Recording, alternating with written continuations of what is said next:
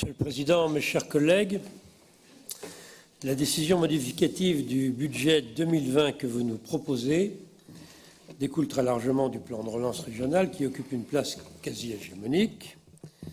En effet, sur les 144 millions d'euros d'autorisation nouvelle qu'elle porte, 124 millions d'euros sont dédiés à ce plan de relance régional. En ajoutant le budget supplémentaire voté en juillet, ceci constitue plus de 240 millions d'euros d'autorisation supplémentaire, vous l'aviez rappelé. C'est un montant record de votre propre aveu et à caractère exceptionnel compte tenu de la situation. Bien entendu, l'idée de ce plan de relance est louable tant nos entreprises, nos agriculteurs ou encore nos artisans ont besoin de notre soutien face à la crise.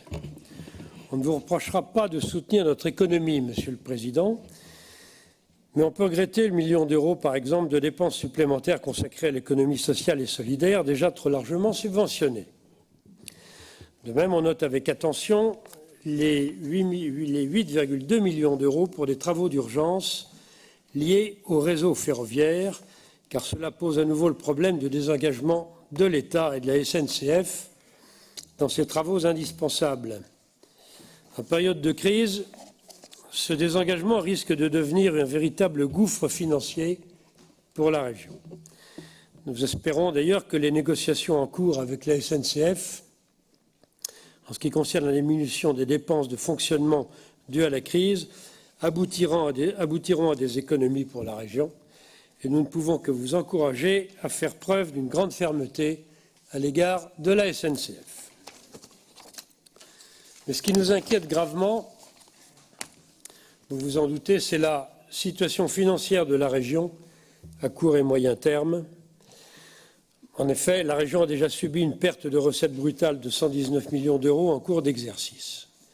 Et le niveau d'emprunt inédit que demande ce plan de relance devrait se traduire au compte administratif par un emprunt effectif supérieur de 3 fois à celui opéré en 2019, soit environ 450 millions d'euros cette année contre 150 millions en 2019.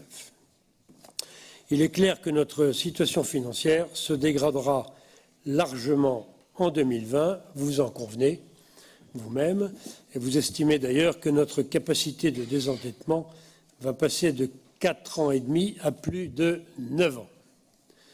Dans notre région, tous les voyants virent au rouge et vous serez bien obligés d'en assumer les conséquences, faute de quoi les conditions objectives de la mise sous tutelle de la région, nous vous l'avions déjà dit au mois de juillet, se dessineraient.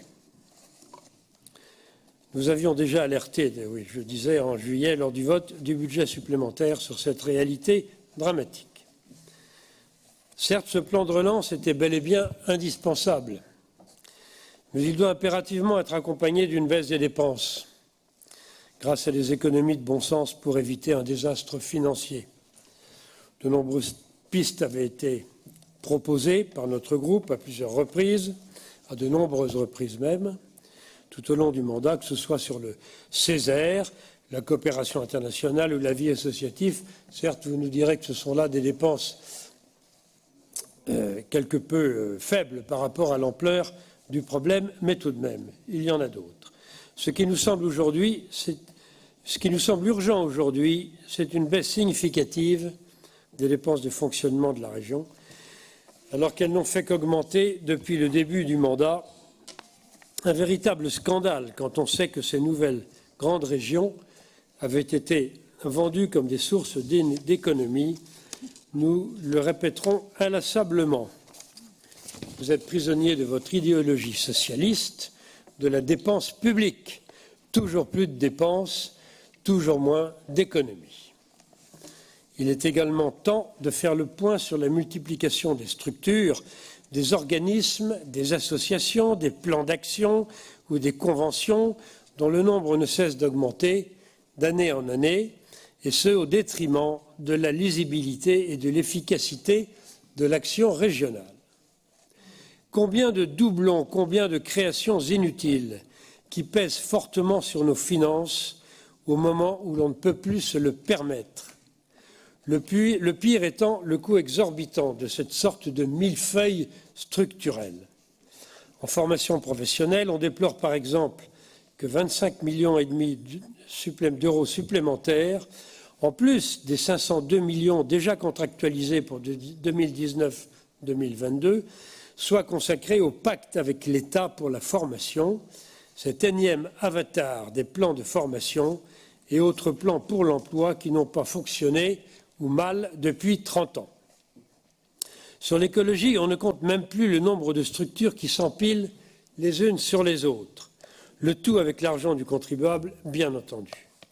En ce qui concerne le plan de relance, on se demande tout de même s'il sera aisé pour les néo-aquitains d'y voir clair entre les aides de la région et les aides de l'État. On peut légitimement craindre que cela conduise à des doublons coûteux et peu efficients si aides régionales et aides nationales sont mal coordonnées. Nous serons évidemment vigilants à ce sujet dans toute la mesure du possible, compte tenu du peu de clarté de la situation. De même, nous remettons de nouveau en cause vos obsessions néo-terriennes qui ont déjà coûté très cher aux contribuables, et ce pour le seul plaisir de vos alliés écologistes. Ainsi, le budget primitif 2020 intégrait près de 70 millions d'autorisations nouvelles liées à Néoterra, avec une progression de 66% des autorisations financières liées à l'écologie par rapport à 2019. Leur influence néfaste ne cesse de s'étendre dans vos choix, et vu les décisions délirantes prises par les mairies tombées sous la coupe des Khmers verts, ne vous en déplaise, on craint le pire pour l'avenir. L'écologie risque de devenir votre tonneau des Danaïdes. Enfin, nous sommes obligés de remarquer qu'en termes d'annulation de dépenses, cette délibération contient un peu plus de 5 millions d'euros en crédit de paiement pour des décalages d'opérations reportées en 2021, notamment sur la ligne Oloron-Bedouce. Est-ce à dire que la ligne Oloron-Bedouce et plus généralement la ligne Pau-Canfranc n'est plus votre priorité pour la région? Ce serait une bonne nouvelle, ma foi, pour les contribuables néo-aquitains de mettre fin à ce que nous considérons toujours comme une gabegie financière, mais nous n'y croyons pas trop. Ainsi, Monsieur le Président, même si nous approuvons le principe de ce plan de relance, nous sommes très inquiets, donc, vous l'avez compris, par la situation financière de notre région et par votre incapacité à faire des économies. C'est pourquoi nous nous abstiendrons sur cette délibération. Je vous remercie.